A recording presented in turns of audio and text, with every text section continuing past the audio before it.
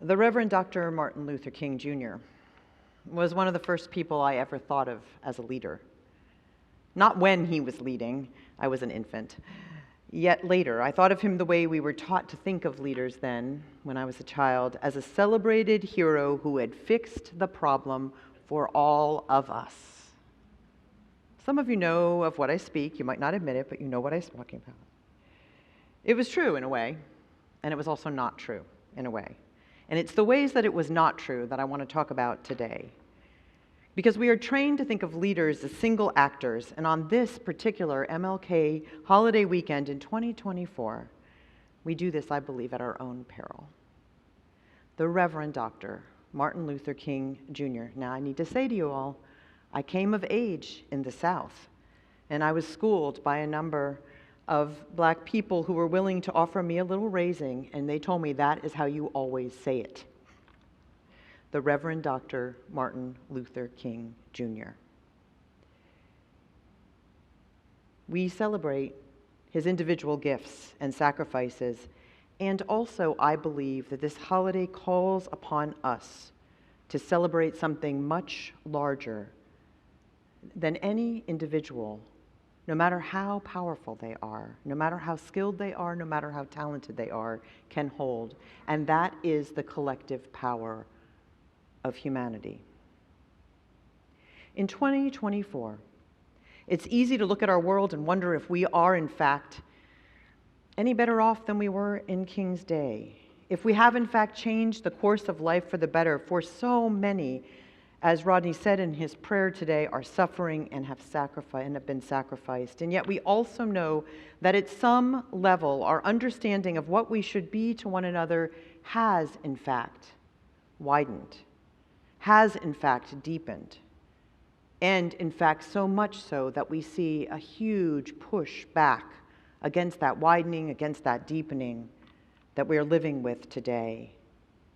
Neither of your two ministers who are up here today would have been leaders in King's time, probably, in this kind of a setting. And yet many among us would not be claiming their true names, as our meditation song called us to do. And still that goal of beloved community, that kingdom of heaven on earth, which our universalist ancestors spoke of, seems sometimes like it's been pushed farther and farther and farther up against the horizon, rather than closer to us where we want it to live. That at the hands of those who would continue to divide us to keep their unnatural power. The Reverend Dr. Martin Luther King Jr. was not a single actor. He was the leader of a mass movement of Black people and their allies who had grown to be increasingly disillusioned with the world as they inhabited, and they wanted to make change in that world. The change they made was not inspired by any single person, but by a series of successive leaders and a series of successive changes, and it was the dialogue among all of those leaders that actually pushed things forward. It was the collective trust of generations of people of faith that included the works of Miles Horton, who was a white man who with others formed the Highlander Center, which trained Rosa Parks and others involved in the Montgomery bus boycott. Horton's work was based on that of Reinhold Niebuhr, the theologian who is best known as the composer of the Serenity Prayer, which is used to liberate people from addiction. However, he was also committed to liberating people through reshaping society based on the teachings of Jesus. That was his larger mission. Now, Dr. King himself was shaped by these ideas and also by other legacies. King spoke of Mahatma Gandhi as his guiding light, the ripple that the Indian leaders started with the Great Salt March protesting the English colonial rule might have become the second incarnation of the March on Washington. Gandhi, in turn, had developed these ideas after coming across the Russian Count Leo Tolstoy's article, A Letter to a Hindu, which promoted a nonviolent strategy over the violent one that the Indian youth were seeking to use to free India. Tolstoy was, at that time, 87, and he had been sent a pamphlet by our Universalist ancestor, Adin Ballou, of whom Tolstoy predicted in the vernacular of his times, he will be in the future acknowledged as one of the chief benefactors of mankind.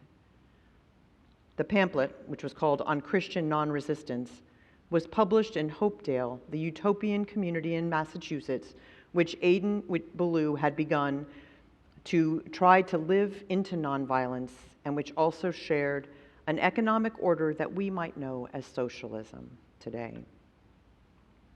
So there were a lot of people out there, a lot of people pushing, a lot of people behind this legacy. And if we set aside the great man view of history, we can see that it is actually about a movement of change. A pebble drops and the ripples extend until they touch one another, and someone drops another pebble.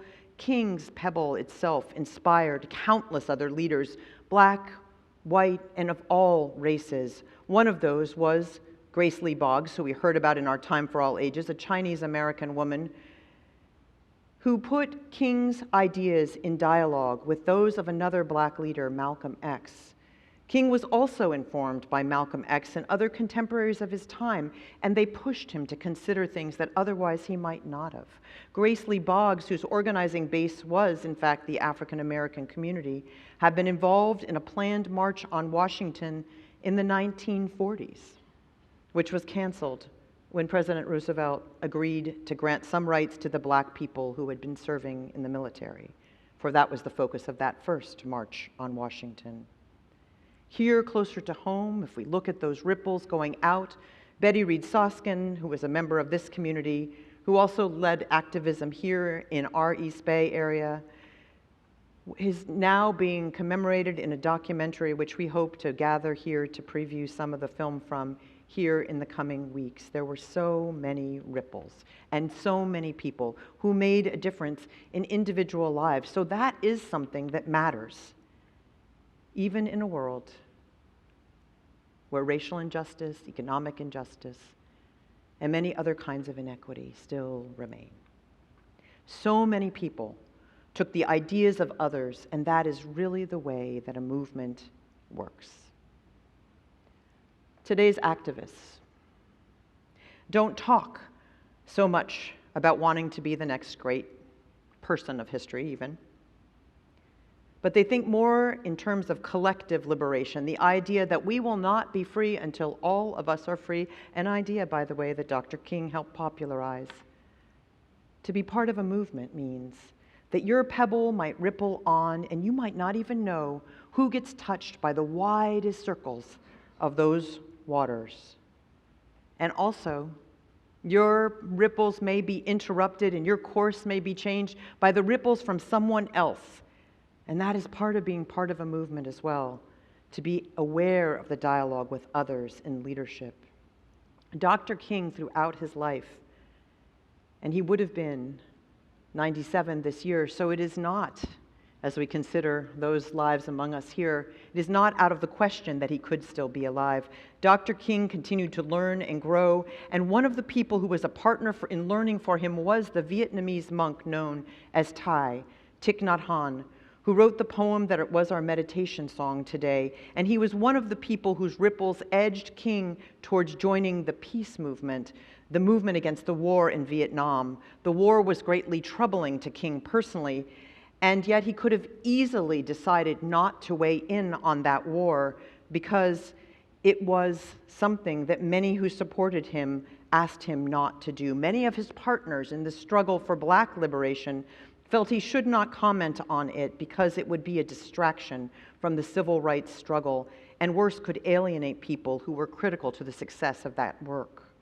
And yet he said, in 1967, in a speech he entitled, "A Time to Break Silence," delivered almost exactly a year before he was assassinated, these words: "And some of us who have already begun to break the silence of the night have found that the calling to speak is often a vocation of agony, but we must speak. We must speak with all the humility that is appropriate to our limited vision, but we must speak. And we must rejoice as well, for surely this is the first time in our nation's history that a significant number of its religious leaders have chosen to move beyond the prophesizing of smooth patriotism to the high grounds of a firm dissent based upon the mandates of conscience and the reading of history.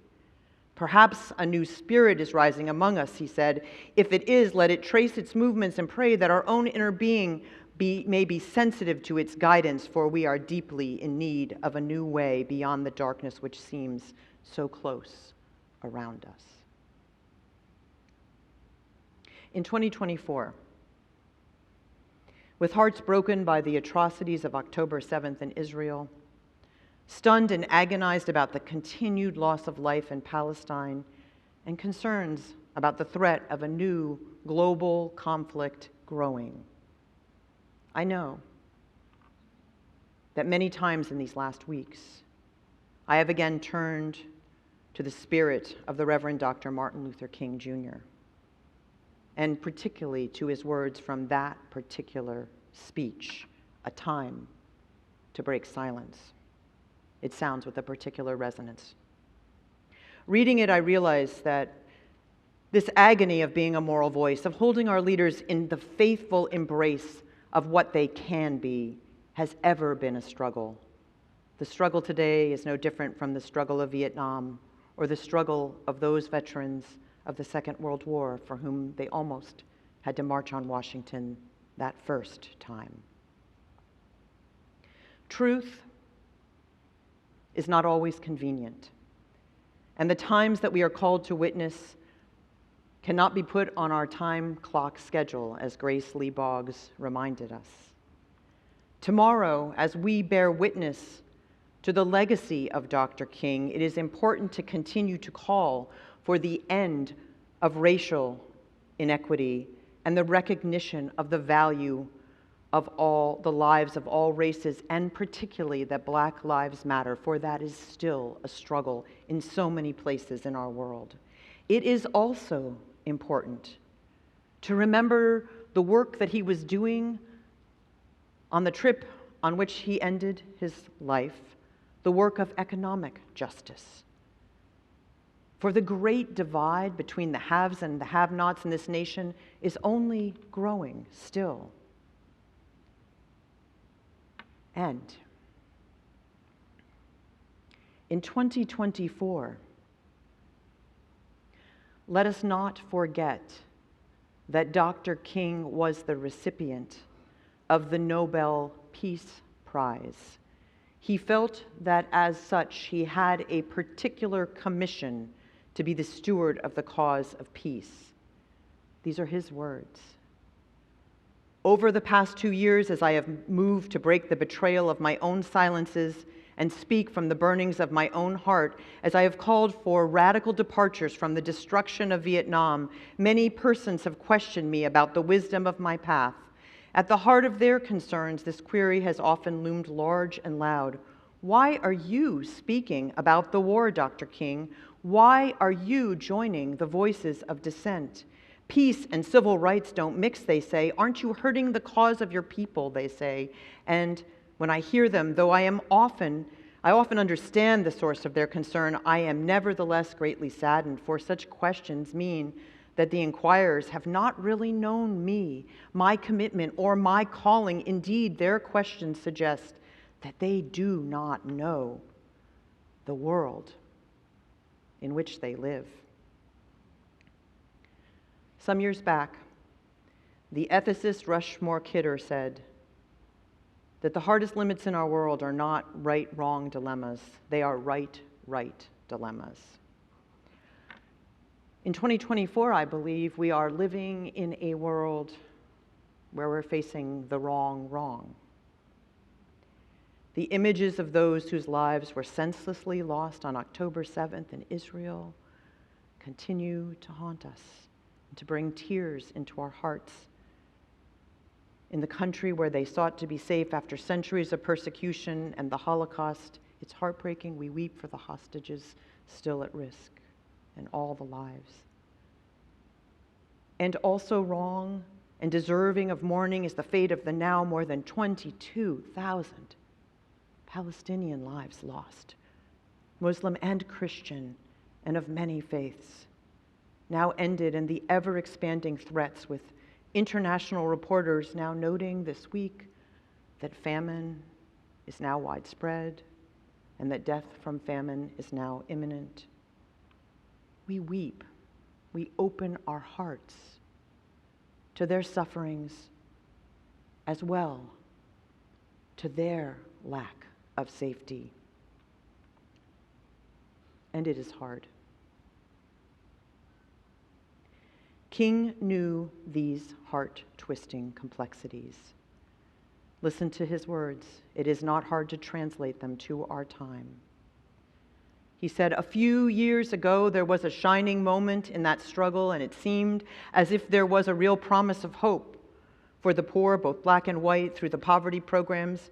There were experiments, hopes, new beginnings, and then came the buildup for Vietnam, and I watched this program broken and eviscerated as if it were some idle political plaything of a society gone mad on war, and I knew that America would never invest the necessary funds or energies in the rehabilitation of its poor so long as adventures like Vietnam continued to draw men and skills and money like some demonic, destructive suction tube. So I was increasingly compelled to see the war as an enemy of the poor and attack it as such." Now, some of us, I know, may not agree with King's anti-war strategy. Others may. Yet not to engage out of our beliefs is to ignore our commission as people of faith. My words will go to the White House tonight. After last week's airstrikes in Yemen, observers agree that these greatly increase the risk of a wider war, even as President Biden has been the one calling for a narrower one. The faces of the more now than 25,000 dead in the last 3 months in Israel and Palestine, that our nation would risk instead accelerating violence not to defend human life, but rather because the Houthis' actions, quote, endanger freedom of navigation in one of the world's most vital waterways. And also that President Biden's official statement also includes as a reason, quote, weeks of delays in product shipping times.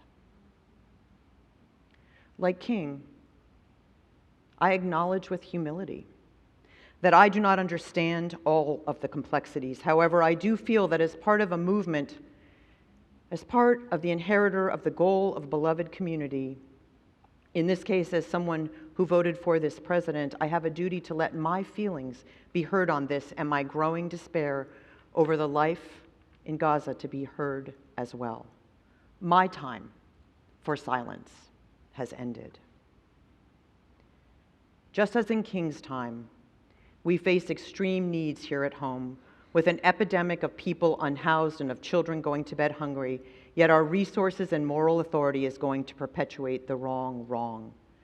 That the economic reason, the closing of an economically viable, vital waterway, was the cause for us taking this greater risk rather than the loss of 25,000 Israeli and Palestinian lives is unpalatable to me. King's words, "I am convinced that if we are to get on the right side of the world revolution, we as a nation must undergo a radical revolution of values. We must rapidly shift from a thing-oriented society to a person-oriented society. When the machines and computers' profit motives and property rights are considered more important than people, the giant triplets of racism, extreme materialism, and militarism are incapable of being conquered." I hope that some of you will join us tomorrow on the corner of Civic and Broadway, or you'll do something else to pay tribute on this MLK weekend. I believe that our tribute should not be about looking back just to pay homage to one who solved the problems, though our gratitude is ceaseless. Instead, perhaps, we honor the movement, those ripples that carry him and which now could carry us in a similar time when we are asked to bear witness and hold our government accountable in the spirit of that greater love that is at the heart of our faith, for which the Reverend Dr. Martin Luther King Jr. gave his life. Perhaps these are inconvenient causes, and yet we are not to forget the life that he lived. For some of you, I know that on Sunday morning, this is not what you wanted to hear. I understand that, and I did not take this time lightly. But we know what time it is, in Grace Lee Boggs's words, on the clock of the world. So let us leave the doors of our hearts open so that we can hear the beat of the marching of that which is larger than us, which calls us today, and be part of the ever-expanding ripples of movement so that we too can be marching in the light of God, spreading the ripples of racial justice, economic justice, towards a path for peace.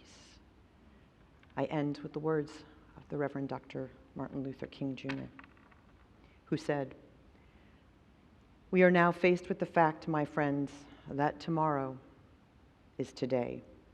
We are confronted with the fierce urgency of now. In this unfolding conundrum of life and history, there is such a thing as being too late. Procrastination is still the thief of time." Let us answer the call. Let us ripple out.